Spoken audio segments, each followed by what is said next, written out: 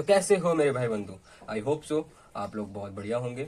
और होली खत्म हो चुकी है and it is time to get back to the study. ठीक है, कल का पूरा दिन आपने मस्ती की, आराम किया। आज का दिन एक फ्रेश स्टार्ट के लिए है and let's start the lecture number 3। We have already upload lecture number 1 and lecture number 2 in our channel. ठीक है, आज लेक्चर नंबर 3 को चालू करेंगे। बहुत छोटा सा टॉपिक आज हम लोग स्टार्ट करेंगे और कल एक और वीडियो आएगी जिसके बाद हमारा इंट्रोडक्शन वाला पार्ट जो ऑर्गेनिक केमिस्ट्री का है वो फिनिश हो जाएगा। Then we will move on to the next topic या फिर नेक्स्ट चैप्टर भी कह सकते हैं, nomenclature, which is very important topic. ठीक है, जिसको अगर आपने नहीं समझा तो आगे के जो चैप्टर्स हैं उसमें थोड़े बहुत नेमिंग करने को आएगा और वो क्वेश्चन भी बहुत अच्छे अच्छे उसमें बनते हैं, तो वो समझने में फिर दिक्कत हो जाएगी। इसीलिए नोमेनक्लेचर को अच्छे से पढ़िएगा। ठीक है, जब भी हम लोग का लेक्चर आएगा बहुत अच्छे से उसको स्टडी करेंगे और मजे मजे में उसको भी उड़ा देंगे बढ़िया से। ठीक है, now let's start the lecture. तो today we are going to study representation of organic compound, that how we represent organic compound. ठीक है, organic compound, there are 4 ways to represent the organic compound. देखिए 4 तरीके मैं आपको बताता हूँ जिस तरीके से हम ऑर्गेनिक कंपाउंड को रिप्रेजेंट कर सकते हैं। पहला जो रिप्रेजेंटेशन है वो आता है आपका कंप्लीट स्ट्रक्चरल फॉर्मूला। क्या? Complete structural formula in which we write whole complete structure of any organic compound. ठीक है, किसी भी कंपाउंड का पूरा हम ऑर्गेनिक स्ट्रक्चर बनाते हैं विद बॉन्ड्स। बॉन्ड्स को भी हम इसमें दिखाते हैं, डबल बॉन्ड है, सिंगल बॉन्ड है, कौन सा कार्बन किस कार्बन के साथ अटैच है, वो सब। ठीक है, and second one is condensed structural formula. इसके अंदर we do not show any bond. ठीक है, यहाँ पे हम लोग डायरेक्ट ये दिखाते हैं कितने हाइड्रोजन अटैच है, कितने कार्बन अटैच है। We do not show any bonds here. Okay, next is bond line structural formula. Bond line structural formula. ठीक है, in which we do not show any carbon hydrogen bonding, only we represent line here where dot represent carbon and this line represent bond. Okay, this we represent bond line structure formula. Okay, and last one is 3D representation of organic compound. Okay, how we represent organic compound in a 3D space. ठीक है, in z x z y axis. Okay, discuss all these 4 representation in this video. Let's start with the first one. तो पहले वाले का क्या नाम है हमारा? Complete structural formula.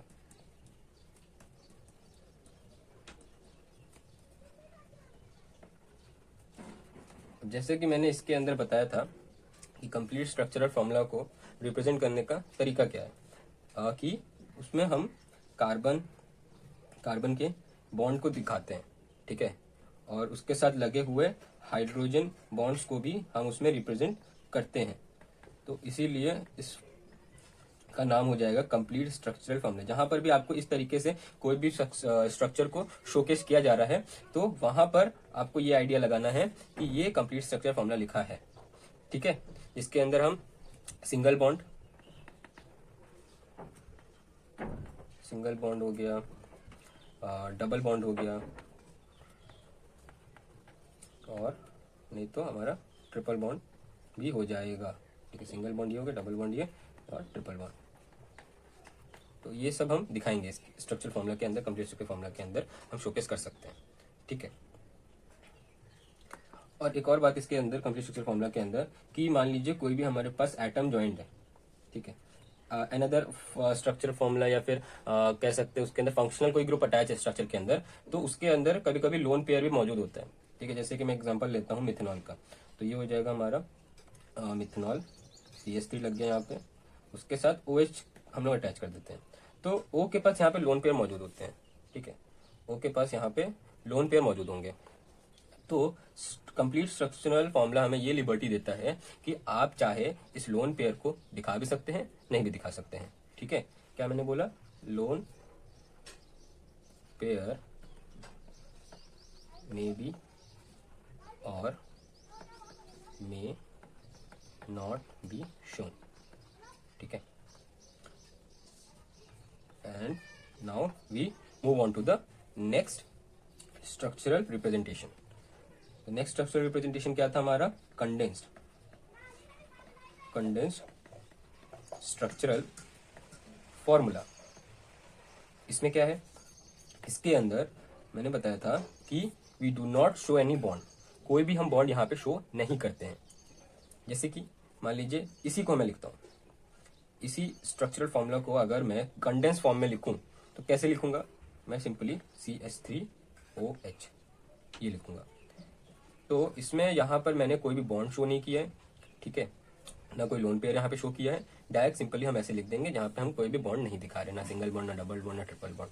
ठीक है, और कोई एग्जांपल अगर लेना चाहे तो हम ले सकते हैं, जैसे कि मैंने ले लिया क्या, इथेन ले लिया। चलिए, तो ये हो जाएगा CH3 ये हो जाएगा इथेन। ठीक है, ऐसे ही कोई भी आपको कोई भी स्ट्रक्चरल फॉर्मूला इस फॉर्म में दिख जाए तो ये हो जाएगा कंडेंस स्ट्रक्चरल फॉर्मूला। ठीक है, अब आप मेरे को 2-3 स्ट्रक्चरल फॉर्मूला कंडेंस वाले आप मेरे को कमेंट सेक्शन में ड्रॉप करके जाएंगे। ठीक है, ये आज आपका छोटा सा काम है, ठीक है, वो करना पड़ेगा आपको। And now will next move on to the third structural representation. Third क्या था हमारा? Bond line structural formula. Bond line structure formula में क्या होगा? इसके अंदर we only showcase the bond line. ठीक है, in this structural formula we only showcase the bond line, कि इसके अंदर कितने डबल बॉन्ड, कितने सिंगल बॉन्ड, कितने ट्रिपल बॉन्ड, ये शोकेस करना है। इसके अंदर हम लोग कार्बन और हाइड्रोजन को शो नहीं करते हैं।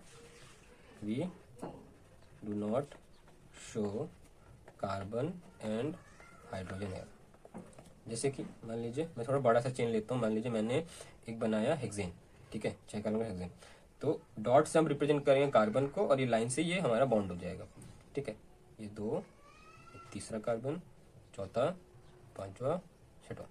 तो ये ध्यान रखिएगा, ये जो हमारे कार्बन होते हैं ये होते हैं हमारे कौन से? जंक्शन वाले कार्बन।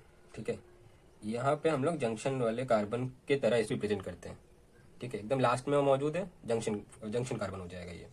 ठीक है, और फिर हम लोग क्या करते हैं, इसके अंदर मान लीजिए हमारे पास कोई फंक्शनल ग्रुप अटैच हो जाता है।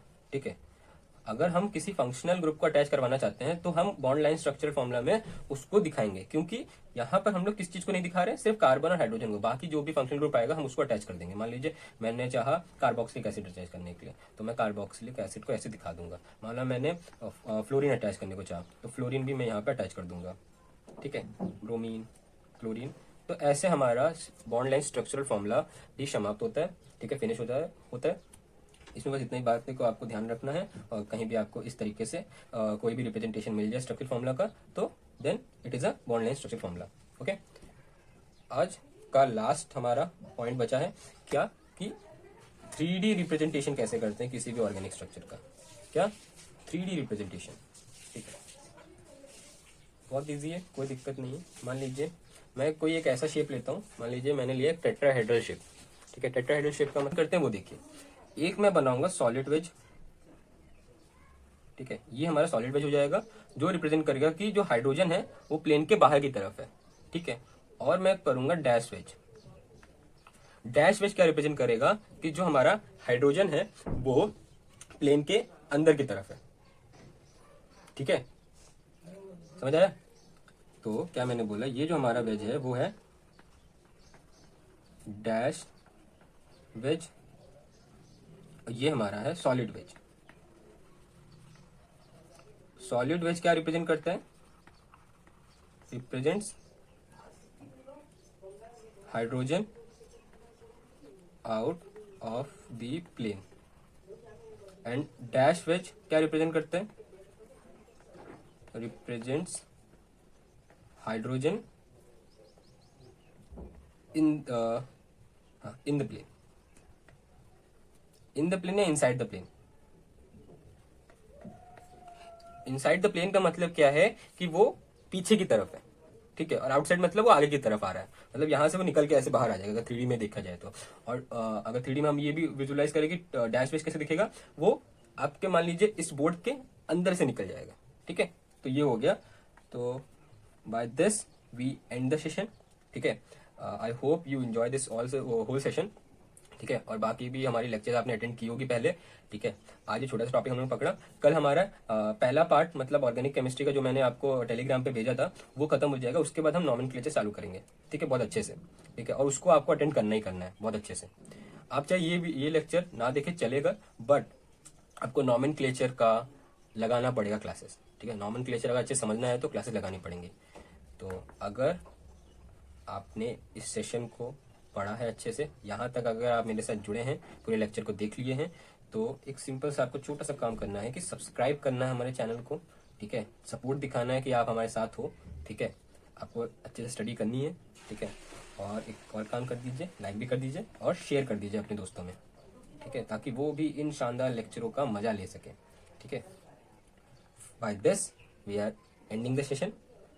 आई होप आप सब लोग बहुत अच्छे से स्टडी कर रहे होंगे, बहुत अच्छे से पढ़ाई कर रहे होंगे, ठीक है। ऐसे ही पढ़ते रहिए और लाइफ को जीते रहिए। Thank you.